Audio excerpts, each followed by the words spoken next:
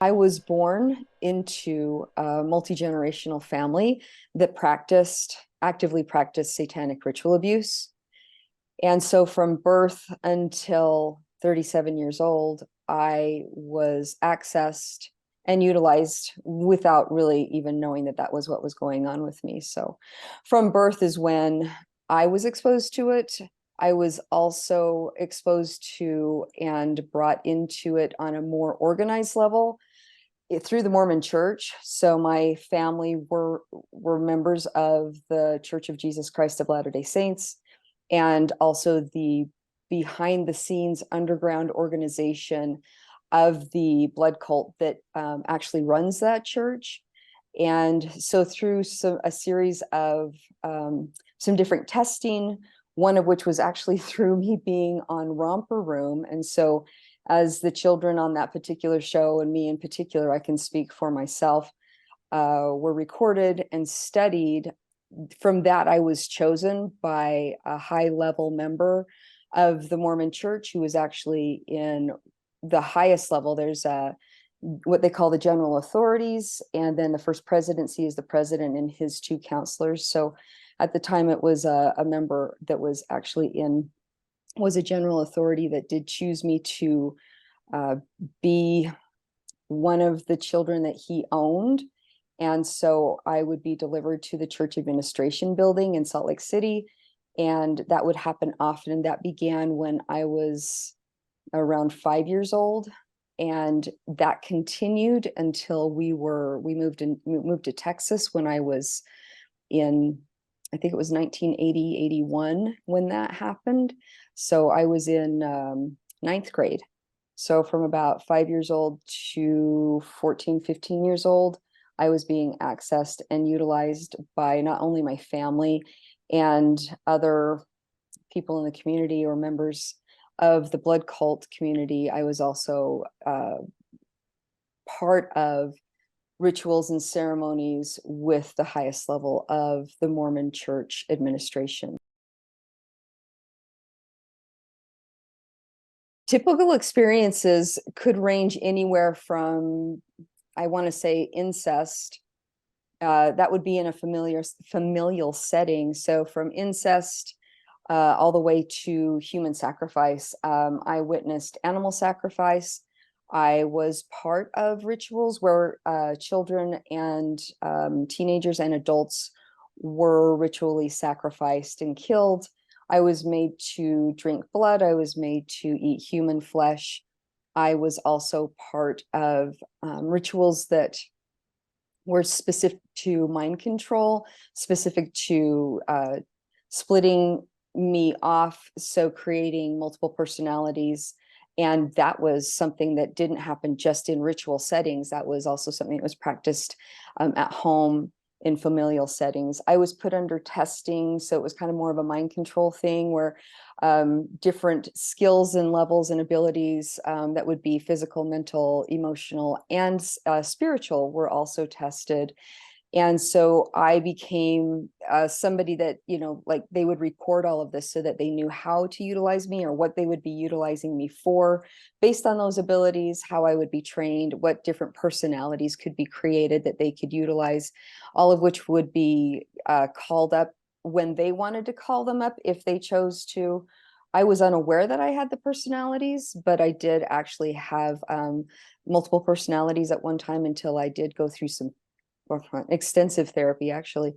I witnessed in the family, I would witness things that were there to reinforce the mind control training. A lot of times going to church every Sunday, the ceremonies and the trauma and the programming and the conditioning would be reinforced. So to give you an example, it would be like if I was going to be taking, it's part of the ceremony at the Mormon churches, you would be taking sacrament, and the sacrament was drinking the blood of Jesus and, taking the bread that would represent his blood or his flesh. And there had been ceremonies that I was a part of where somebody was sacrificed and I was told that it was Jesus, and we would have to drink the blood and eat the flesh of the person that had been sacrificed. And so those kinds of ceremonies intentionally are focused and created to further push those traumas into a victim and into, in my case, into me. And then another thing that was always present was a sexual violation. So typically it was a rape. That kind of violation pushes the conditioning and the programming into the child even further. So they actually utilize very systematically and very mechanically, they utilize anal rape in order to drive in the programming and create multiple personalities. Vaginal rape is going to be utilized an intense amount of pain, in addition to seeing really traumatic, terrifying events. There were experts that were doctors, a surgeon in particular, that would utilize surgical tools such as scalpels that would leave very, very, very small incisions that would not leave scars, but would also be very, very painful to remind you, kind of like paper cuts. And every time I would, like walk or I would bump that wound until it was healed, I internally and subconsciously would be reminded of the incident or the moment or the series of events that had happened to push in even further that trauma. So everything that is done is calculated, is planned, and is done in a way to maintain control of the victim. The ceremonies that I was a part of ranged anywhere from my own home to private residence, private properties, church-owned properties. So the temples were places that this would happen at, church houses. I even had ceremony at a Catholic cathedral. There were underground tunnels that I had experienced ceremonies in. There's private rooms, cemeteries, even a university. There's underground rooms, facilities, connected places that the public isn't necessarily going to see. It allows them to kind of move around and move victims around unseen and undetected. They would cross borders onto private land. So when I was affected in Mexico, we went from Texas into Mexico, and that was the ceremonies that were done. That was out on private land, out in the desert. So there have been ceremonies where it's been on private land, that it's been surrounded by trees, and even in stage settings where it would be like, although it was a private building, it was still like a theatrical set. BYU is a place that I experienced some of the trauma and the programming. And also there was another university, the University of Utah. There was some things that happened to me while I was there. There was once, I wouldn't even call it a ceremony. There was an organized human trafficking sale that I was a part of. And that sale appeared as an event at the state fairgrounds. And so where they would actually, hold large events, this was at the fairgrounds in Salt Lake City. And there were dignitaries from another country that had flown in, and there were girls, and I was part of it, that were up on a stage, and they would bid on us and then take us and rape us, and then we go back up on this stage, or we would be paraded in certain places. And part of that whole thing was just part of this human trafficking experience too. So it wasn't necessarily a blood cult experience. It was a definite trafficking sale experience. Complying comes along with a lot of training. So for me, at least, from birth, there are going to be some things that were employed through family or those who were handling me. One of the biggest things that was always present was drugs. So I would be given a piece of candy or something to eat or drink, and I would always be in an altered state, which, in addition to high fear, terror, trauma, and then also having instructions told directly to you or whispered to you, coupled with electric shock, coupled with, you know, watching a scene of somebody that you were told didn't comply being murdered in front of you.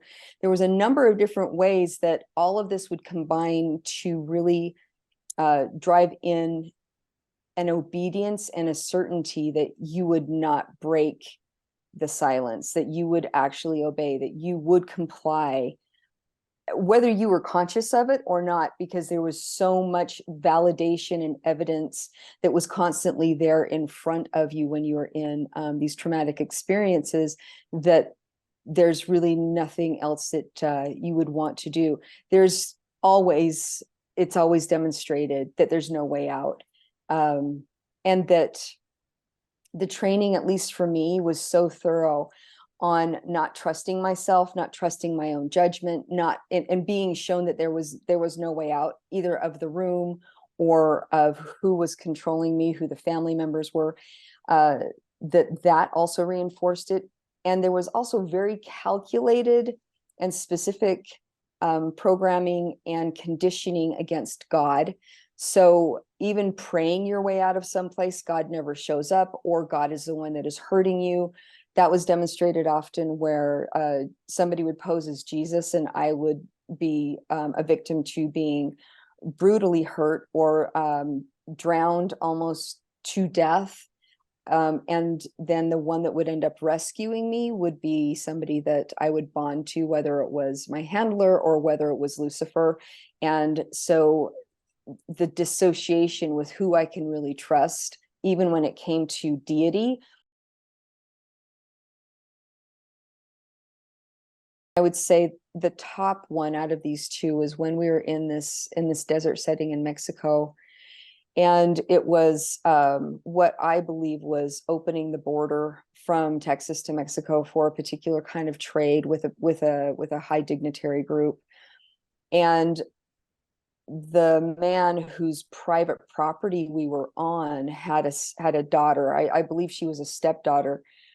And at the time, I was about 15 years old, and there was a number of girls. We were trucked over. We were put in a truck. It was it was created really brilliantly. We were in a meat truck, so the refrigeration truck, there were sides of beef that were actually near the back. So if they were ever stopped and they opened up the back, you could see, or somebody inspecting it could just see, oh, it's just a truck with sides of beef. However, the girls were near the front of the truck, of the trailer, and we were also all drugged, all passed out, and we were hanging in these sacks as well. So we could appear as these sides of beef as well. And so as we were deposited and dropped off in this place, they had created this really amazing, huge area with glamping tents, and there was an altar there, and there was a lot of activity there. But at the height of this dedication, I remember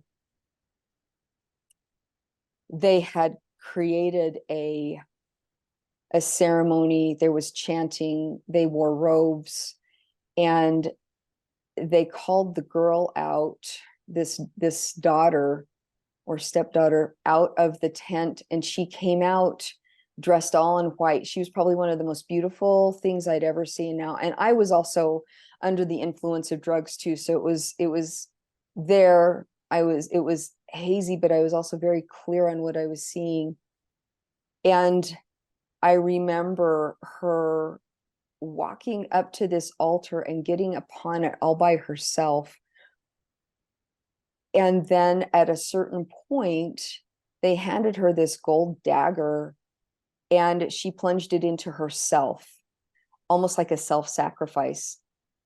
And that still within me, that was that was so alarming.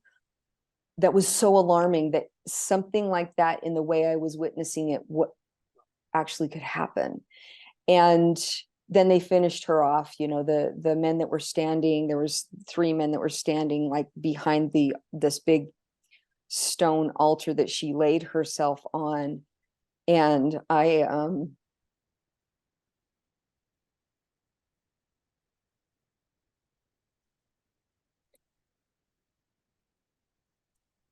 think maybe